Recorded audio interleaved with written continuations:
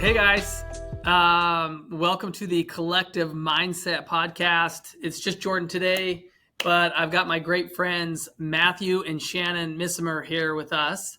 And say hi, guys. Hi, Jordan. Hi, everybody. I wanted to have these guys on today because they are doing something that I find extraordinary, extremely intriguing, and I love the concept, the idea, and the way they're going about it. They have a organization that they have created called In Pursuit of Gratosis. I can't wait to dive into what that means exactly. But how this relationship came to pass is they were clients of mine. They moved from Philadelphia to Utah without knowing anyone. And I was able to assist them in financing of their home in Utah, and talk to them about the great state that I grew up in and all these kind of things. But then we dove into deeper relationship stuff, and I uncovered basically this amazing concept that they're doing and rolling out. And so really to start things off, I want to ask you guys, or maybe Shannon, you specifically, like tell us what is the Pursuit of Gratosis, and why did you guys feel so compelled to do this, that you like literally uprooted your life and changed your life completely to pursue this? Like just tell the people what they want to know. Let's tell the people.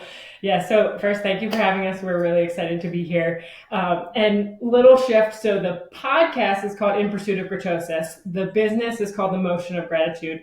Oh, yes, sorry. And no, that's okay. But The Motion of Gratitude, it really started in 2018. I got to a point in my life where I was doing everything that everybody told me would make me happy, right? We had the house, we had the kids, I was eating healthy, I was exercising, I was doing all these things. And I just got to the point in my life where I hit a wall and I felt exhausted and I felt, mentally drained. And I felt like it felt like there was something missing in my life. And I found myself just going through the motions. I'd wake up every day. We had 2 little kids at the time. So, you're waking up to kids screaming in the middle of the night. You're waking up to all these things that are just so intense. And I just felt like there had to be more to life than this. And so, Matt came home one day in 2018 and, it was with the little kids. I was sharing everything that went wrong, right? I was sharing all the things that felt like they weren't working at that time in our life. And he looked at me with so much love in his eyes and tried to say it as gently as possible. And he was like, I think you have to be more grateful. And I was like, what? What are you talking about? So at the time, I don't think I had many nice things to say in response to that, but she did not throw anything. Yes, it was one of those like internal, like, ooh, that's a rub. But it stuck with me. Like there was something that kept coming up. I was like, why did he say that? Why, of all things, is he saying that I need to be more grateful? Like I'm telling everybody I'm grateful. Like I'm so grateful for these children. I'm so grateful for this life. But like something stuck with that statement, and I was like, I'm saying it, but I am not feeling it. And so I realized I had to make a choice to do something differently. And the only thing that felt like it made sense was to get up and to start my day focusing on what I was grateful for. And it's been 5 years of that practice. And that was the gateway to the business. That was the gateway to us uprooting our life. Like you talked about, that was the gateway to us RVing as a family for 2 years. Like it's been the gateway to living life, pursuing gratosis, like you said, like with the podcast. Like it's been this gateway to see life differently and say, we're here to do more than just go through the motions. So that's what started it 2018, awesome. Over 5 years ago. And Jordan, gratosis is a word we made up. Yeah. So it's a paradox. So the goal is, what if gratosis was your diagnosis? To have the paradigm in the healthcare industry, to have a positive diagnosis. Yeah. And because what is the definition of gratosis? The process, state, or condition of gratitude. And we can measure that. There's been a lot of universities that have been studying the neuroplasticity and people that are grateful. Yeah. So it's really cool. There's just no name for it, Yeah. No, I that's interesting you say that because obviously I've been conditioned over the, last few months or whatever to the term gratosis, but I just kind of always thought that that was actually like a real legit like dictionary term that I just wasn't aware of. It So will be. Yeah, it's the goal is it's a board certified diagnosis at some point. that's really cool. Well, I mean, you've seen that clip. I think I shared it with you where it's oh geez, Dr. Of course I can't think Huberman. of his name right. Huberman, thank you. Where he's talking about like literally there's studies that have shown like in people's blood work and in their brain waves that if they exercise this activity of daily gratitude, it changes the composition of like what's happening inside of their mind, and they can mind map that. I think it's Yes. just like fantastic. And as I've applied it in my personal life, and we've touched on this a little bit on our podcast, but not enough, honestly. And some of the stuff I do on Instagram, I talk about it a little bit. But it's allowed me to live in this state of perspective that even when maybe things are challenging in life or business, you still have this optimistic, positive outlook on life, and it's like a cheat code of life, And I love that you guys are bringing this awareness. You guys will have to see their RV. It's a fifth wheel trailer, I guess, but it's completely wrapped with In Pursuit of Gratosis and gratitude and all this cool stuff. And so people are probably looking at it like, what is going on? Do you have people like when I you're in hope. RV We get I park? lots hope of so. those. Yes, yeah. We get What do some people thumbs say? up, and other people are like, "What?" But yeah, that's really how. Like, I love that you sent this to us the other week with Dr. Huberman and Gary Vee. Where it's like where Dr. Huberman is like, if you think that gratitude is like a simple thing, buckle up. And as soon as I was like, yes, this is where the passion comes from. Because for me, until I experienced it, I was like, how powerful can this be, right? So it's like it's through that actual experience that I was like, why are more people not talking about this, and why is this not a tool that, I mean, it's a tool that we all carry with us, it's a tool that we all have access to, and that's what Gary Vee said in that video that you sent, where it was like, it's like, if I could pick one thing that everybody in the world could do and is capable of doing, it would be gratitude. And it's like, yes, it's just yeah, sometimes the world we live in, we're all looking for that, almost like that big shiny thing, as opposed to like, hey, this is a really simple thing, but it Yeah. works. Yeah. Yeah. Well, and And I I've think that's the been, nature of the world we live in, right? Everyone's looking for like the magic pill, the treatment, the exercise, the whatever. And it's a fairly simple thing, but there's something when it comes to like meditating or thinking or doing things that are not like an electronic or right? Yeah. That it's being dismissed in this world today because it seems kind of old school or archaic. And I think that's what the world is missing, right? And you guys are Yeah. trying to say like find this inner peace, right? Yes. And Matthew, I apologize. I think you were going to say something. oh no, well, I've just, this has been quite the journey for me. And my biggest aha over the last couple of weeks after all the healing modalities that I've explored is gratitude is the gateway and it's the destination. And there's so much in the middle that we can explore, which I think expedites a lot of these healing journeys that we could go on. But the beauty of gratitude is it's free to start and it's the goal. And it's just so cool as I've been on my journey. Shannon has been doing this practice for 5 years, and I've watched her every day meditate, journal. And when I was in the gap, I found every reason not to do those things. It's like you come up with every excuse possible to say, like, I don't have time to journal. I don't have time to meditate. I don't have time to exercise. Like, whatever it is, you don't have time. Yeah. And once you kind of break yourself open, you realize the only thing you should be doing is creating the time for those things, which will then reset your entire paradigm to live a different life. That's beautiful. It's important to it's interesting. The things that matter most tend to be some of the things that people make excuses for not having the time to do or pursue. It's like, Yeah. I don't have time to go to the gym. I don't have time to journal, like you say, or I don't have time to spend this time with my kids or whatever. Like, it's like we got to reprioritize our time. And so that brings me to my next question. So you guys are here in like a week or two. You're about ready to leave the United States of America, take your kids, and you're moving to Costa Rica, right? For 5 months? Yes. Yeah, tell us about that. What's going on there? Do you want to share that one? A little bit. I mean, so over the last 3 years, we've been living in an RV, living a nomadic lifestyle. We've met so many beautiful humans. And there comes a time, I think, where like that fun gets a little tiring because you're constantly in motion, right?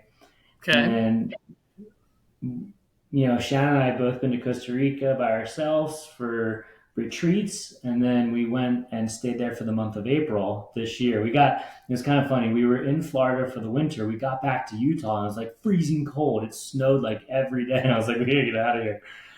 Utah. So we went for the month of April, and it was like every dream that we've had about what the life that we want, we had found in this town of Nosara in Costa Rica, like how the kids go to school, even just like the simplicity of a 12-hour day that looks the same every day. The sun rises at 5:30 and sets at 5:30. The beauty of the food and the pace of life and the intensity of like when you work for the 4.5 hours that you work, usually that's just kind of a day of work there.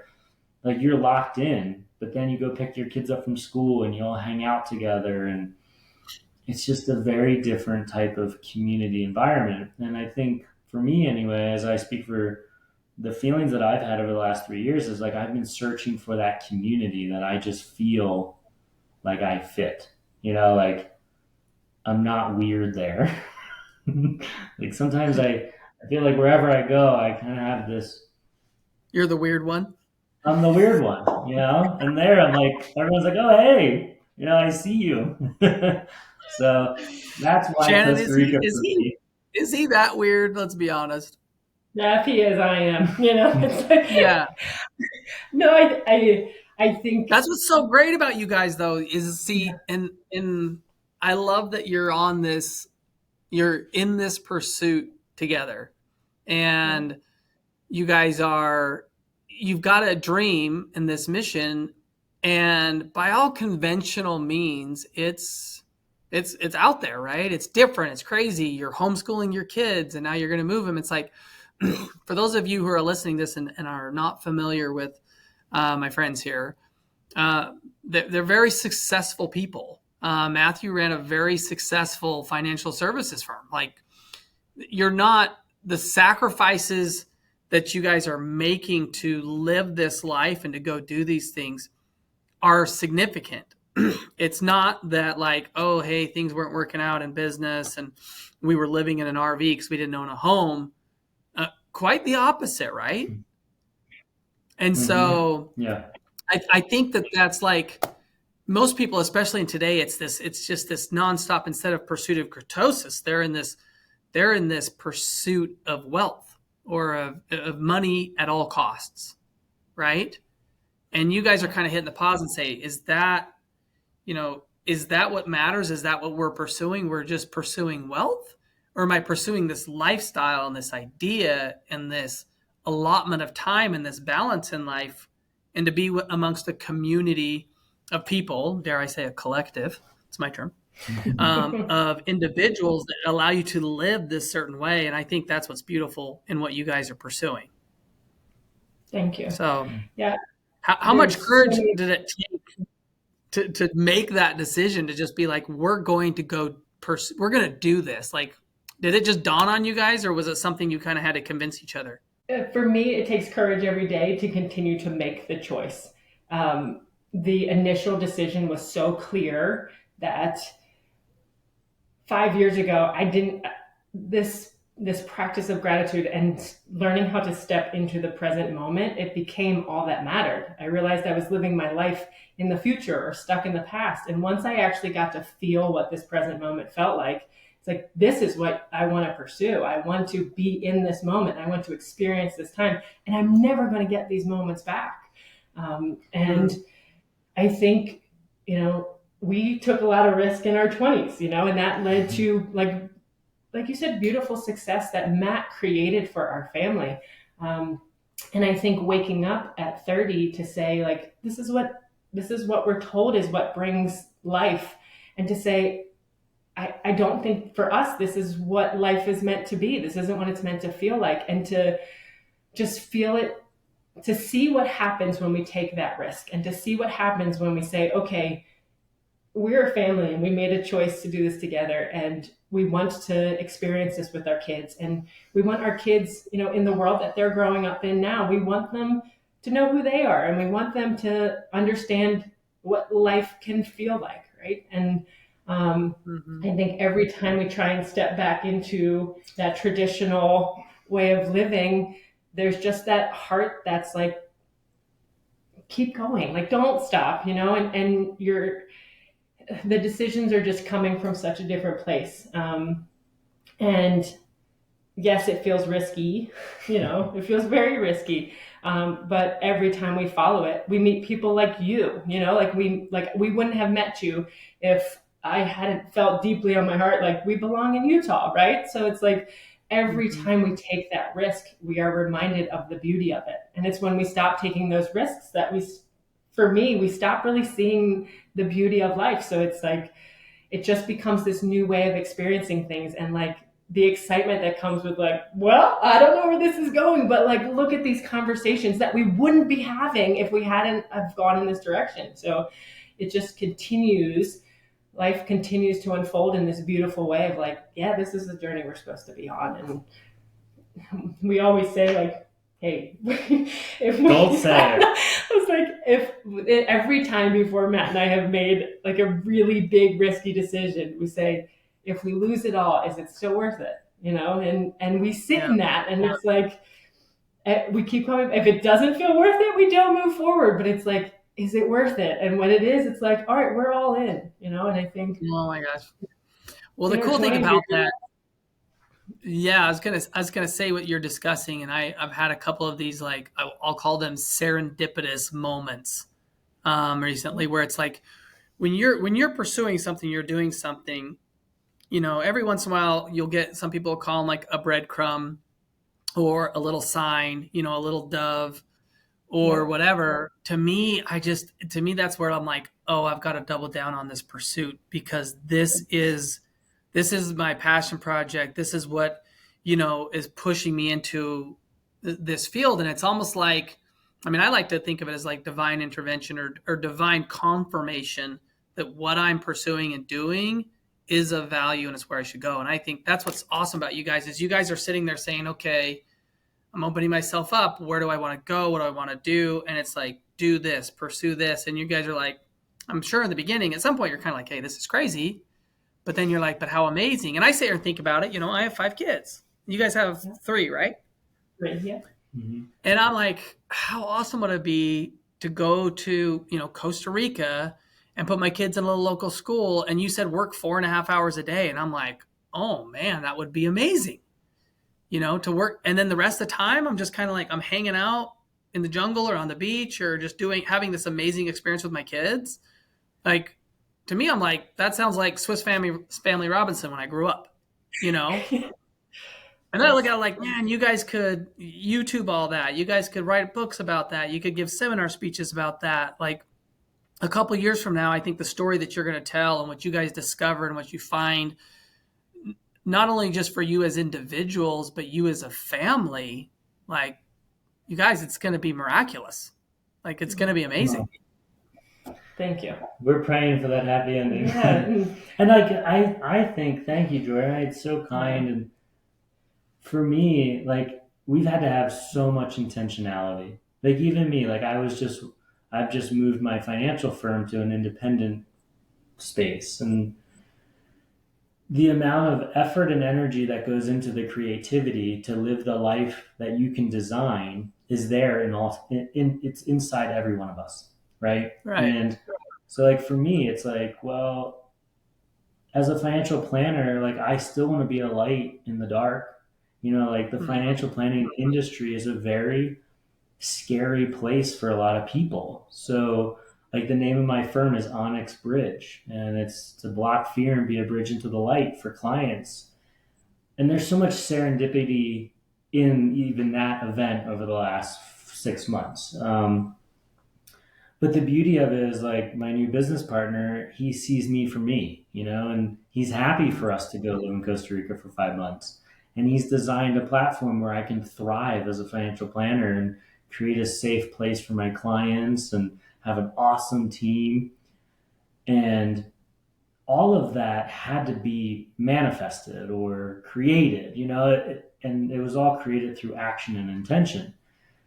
And like the school in Costa Rica, like if I would have asked Shannon to sit down 2 years ago and write down every detail that she wanted for our children for their school experience, this school is that. And it's like, we found it. It took a lot of effort and energy and enthusiasm and risk and, dare I say, marital arguments, like it's not easy to make those really hard decisions. But then once you find them, it's like, as I look at Shannon in the eye, and it's like, how could we not do it? But then there's a part of the formula that is very confusing for me, being a linear thinker, being a math guy. It's the how and the when. And that's where there's a huge amount of trust. Faith. Yeah. Faith. And faith is the only word that makes sense. That's a good word. Trust.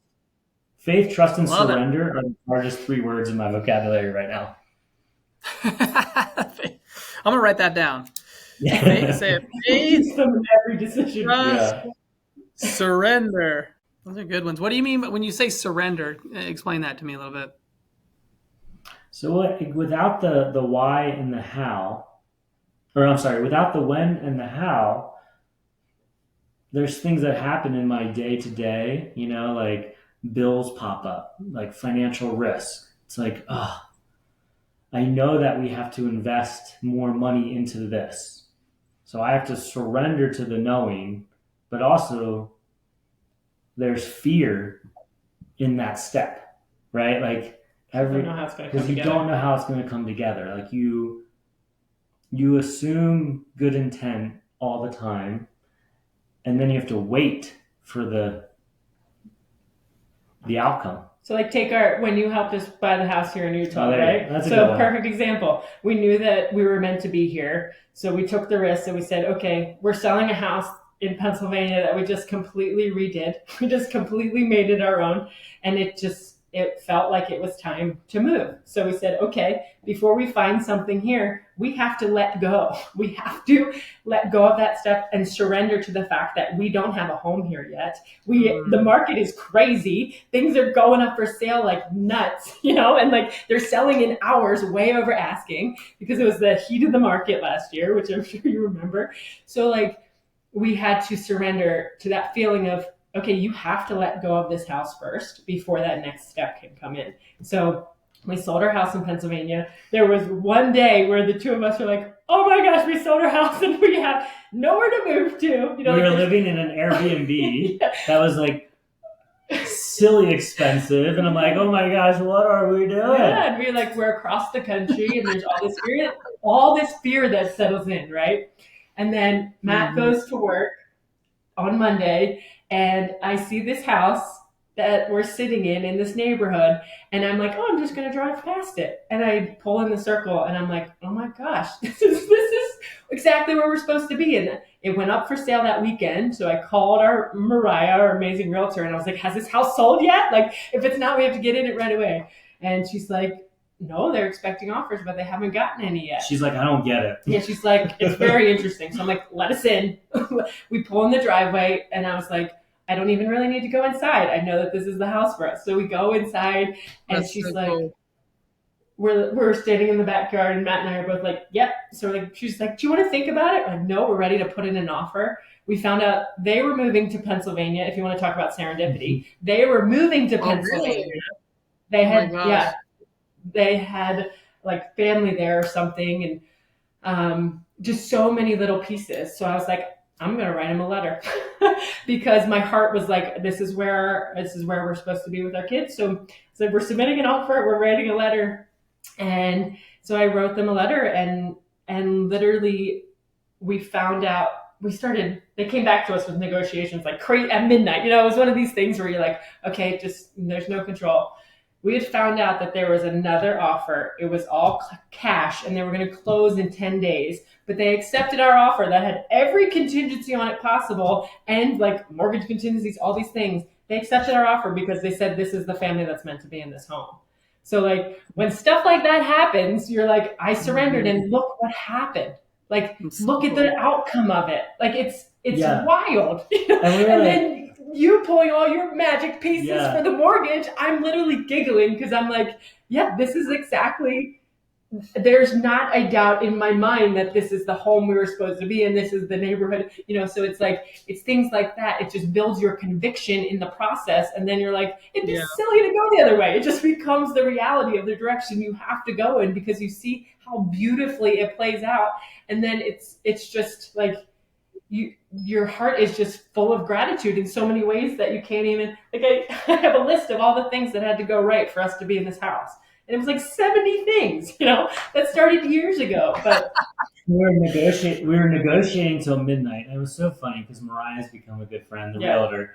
And she's like, this is weird, guys. This has never happened to me before. This is like the first time. And when you hear that, you know you're on to something. Yeah, you're on the right track. Right. If I could count the number of times where we get ourselves in weird situations and the person across from us is like, I don't know how this is working out. This is the first time I'm doing this. I'm like, all right, we're having fun. You know, you're in the flow and you know you're supported. You can't touch it. So that's the surrender process for us. That's awesome. For those of you future home buyers, there was a little nugget they dropped there that makes, you know, almost impossible for someone to decline your offer, and that is writing a personal letter. Every time I've had a client that's wrote a personal letter, they get the house. It's like this. It's like the secret cheat code. If you really want a house, write the homeowner a letter.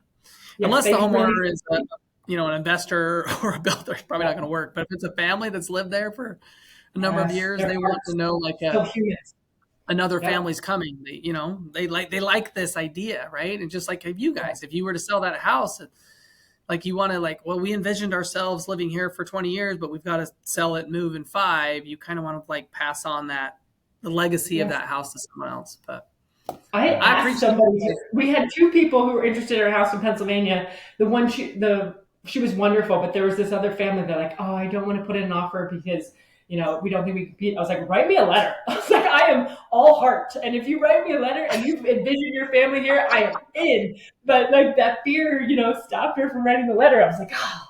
So, yeah. And it's so cool, Jordan. We all, operate in different states of consciousness. For me, there's 4 states, which is the victim, then it's manifesting, then it's channeling and being. And at this time in our marriage, I was very much coming from a victim manifesting place. And Shannon was very much in a being place, in the flow. And then you and Shannon had a vocabulary for one another to know that I was supported. We all are working together in a collective to raise higher states of consciousness and work as a team in that process. And it's just fun to see the more you spend time with people that are operating on that wavelength or that frequency, it's a cheat code.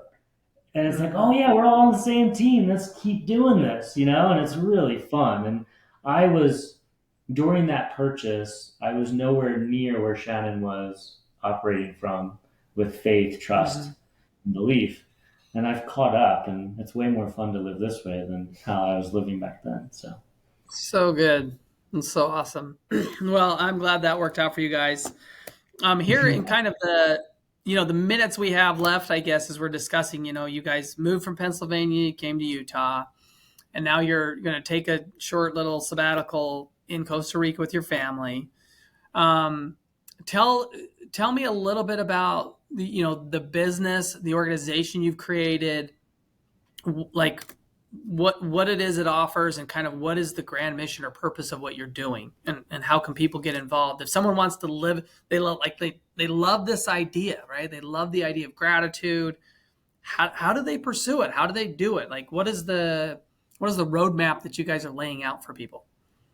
Yeah. So when everything started, obviously gratitude was the gateway for me. So the motion of gratitude really started to help people feel the impact of intentional gratitude. Instead of just talking about it, it was truly meant to be the space to help people really get intentional with that practice and understand, okay, what could this look like, right? I was in a phase of life where I couldn't reach for things that were, I couldn't reach for retreats. I couldn't be gone for 8 days. I had little kids. I had to bring something into my life.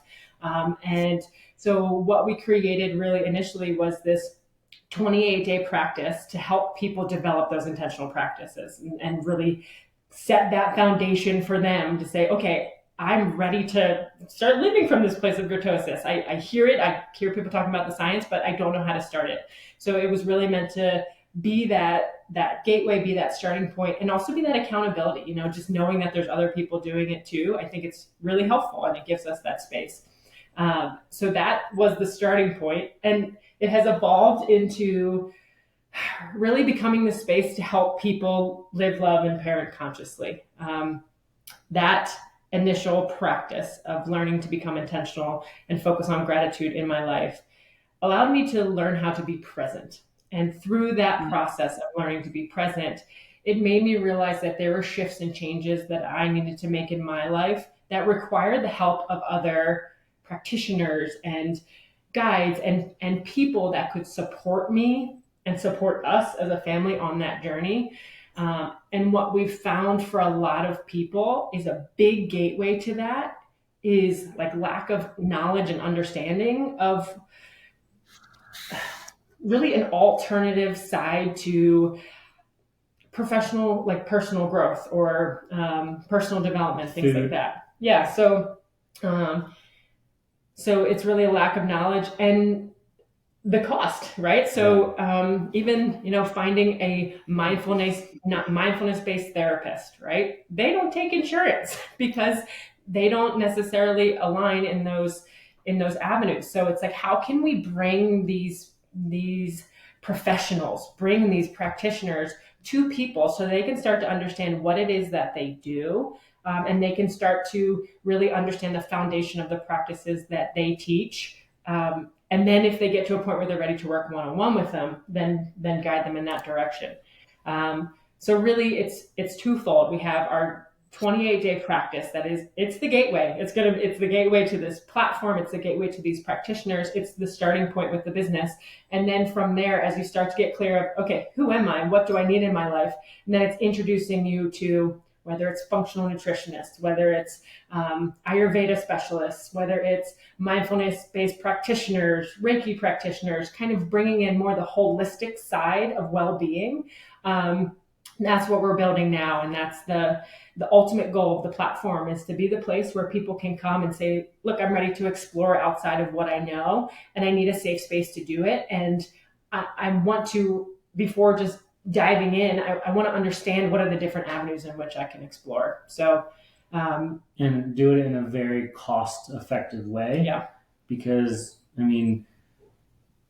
I grew up without a lot of resources, and I built resources through working hard and operating from a place of fear to build financial success. And then the more financial success you acquire, then you get to tap into more modalities, right? Like you get to go to conferences and I think that gap needs to be closed. And that's one of the reasons I'm very passionate about being a financial planner. I want to be the bridge, the knowledge between the street and Wall Street. It's like the more knowledge you have, you can spiral up versus down. But there's neutral is a very hard place to be as a human, like just neutral. So I just want to help people spiral up and then bring it to them and say, like, this is, at least in my mind, like this is going to cost you less than a tank of gas. And if we focus on this for 28 days or whatever, and then we commit to it on a monthly basis, it will reframe your entire existence, and you'll start to understand higher states of consciousness, because we're all conscious, right? Like if you're breathing, you're conscious. Like that's how it works. But Yeah.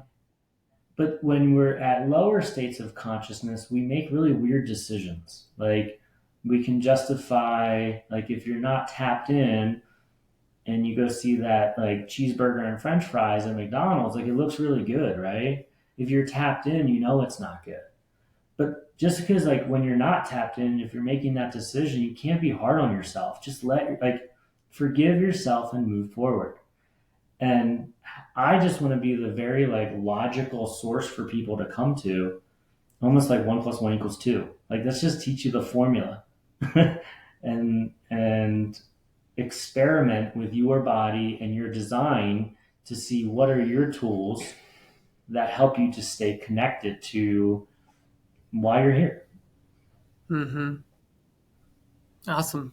So as you talk about this and you're talking about the 28 days, is it a mobile app? What is the experience? Is it like a membership site? Like how do people get access to this, and how do they kind of, like, let's say someone's listening to this and they're like, I love this. What do they do?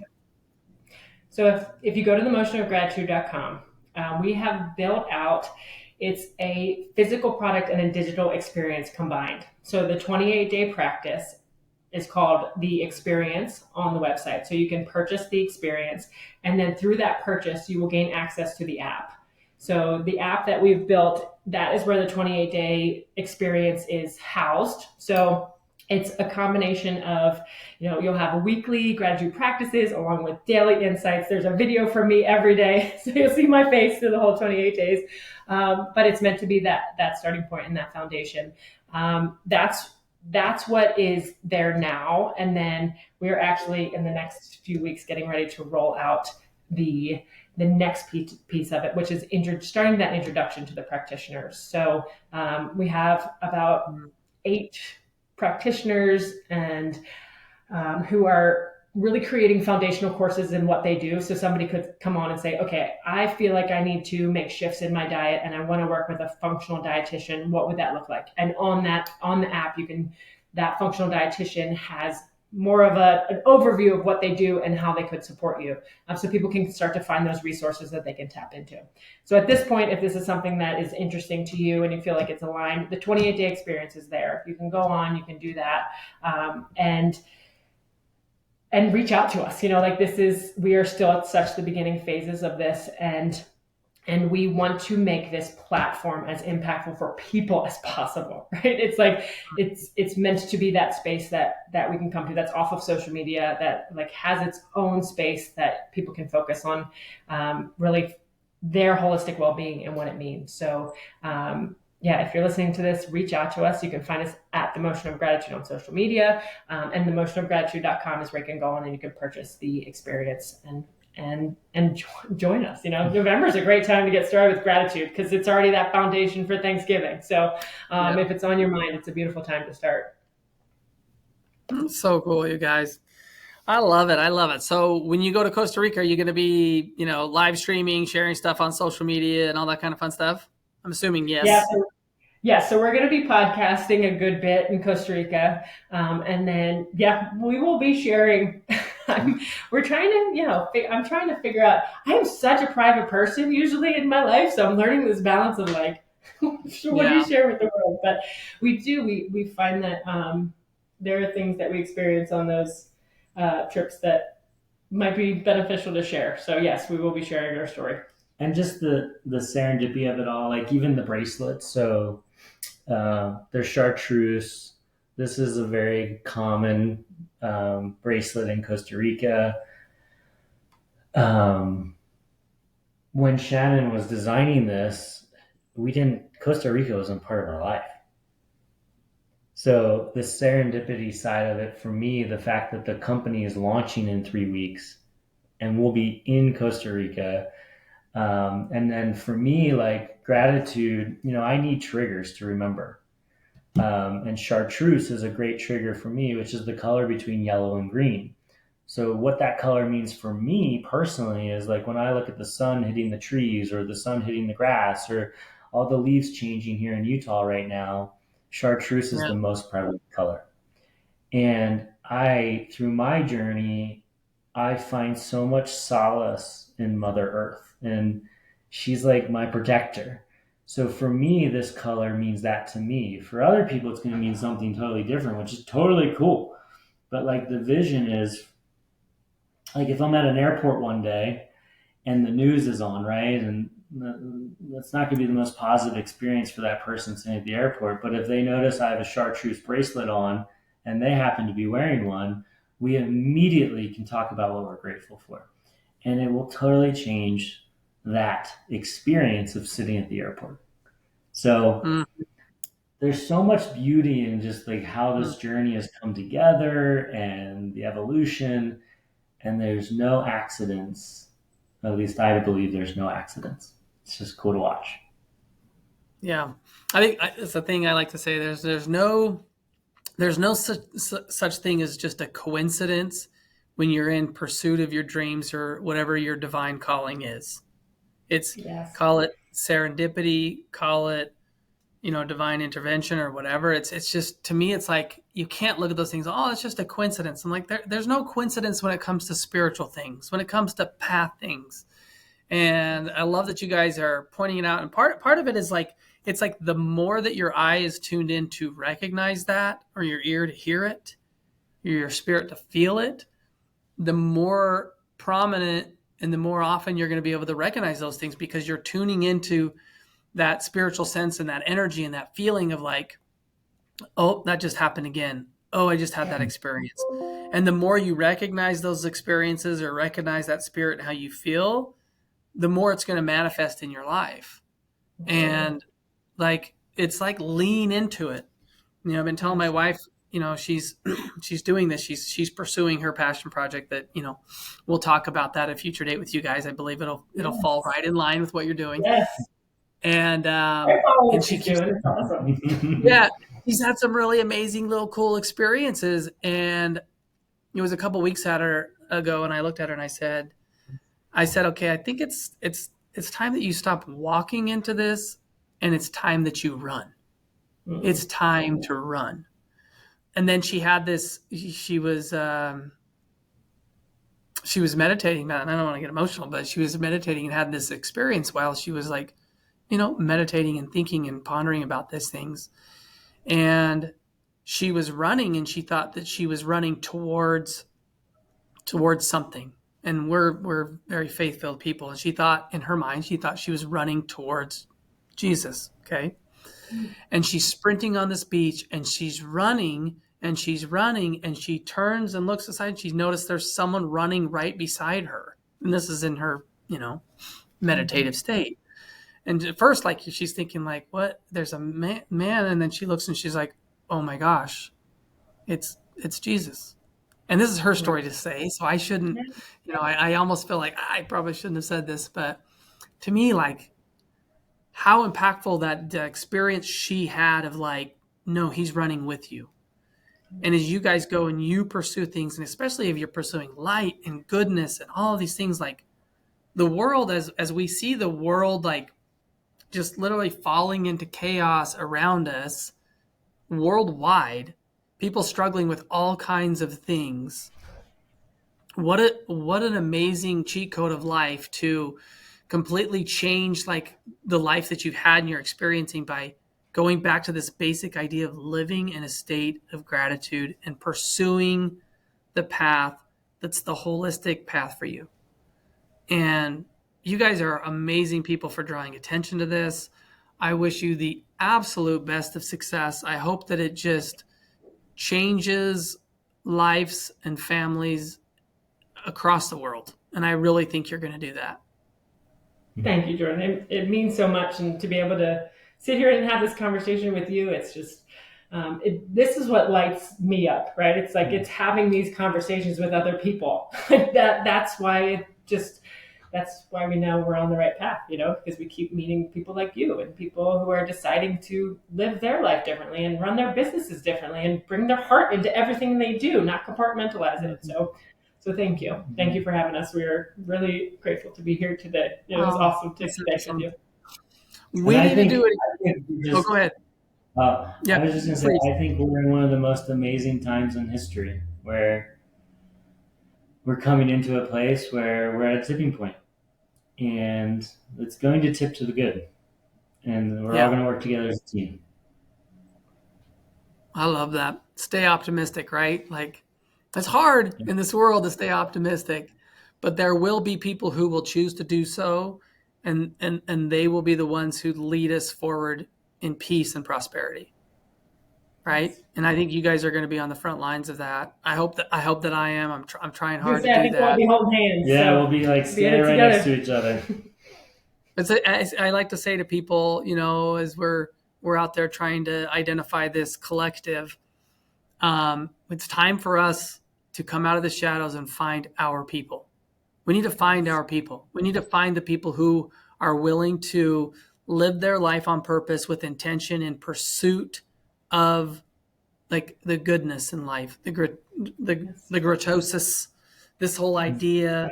But it's like, it's even so much bigger than that. You guys play this key puzzle piece of what that means to operate in that state and all of the benefits of doing that, but all the other things you're going to do within your business to help people explore these other ideas in their life. But like, how it's just so important. And so I'm super excited about what you guys are doing. And I really believe it's going to be a success. Obviously there's going to be opposition, but just stay the course. Thank you. Thank you. We know people like you on our side, so thank you. Takes a village. Yeah. So please check out their website, themotionofgratitude.com, right? Yeah. And also that's the same handle on Instagram. Is that correct? Yes. Yeah. Okay. All right, you guys. Well, all right. Thanks, Jordan. You bet. God bless you in your journey, and we hope to talk to you soon. Thank you. You too. All right.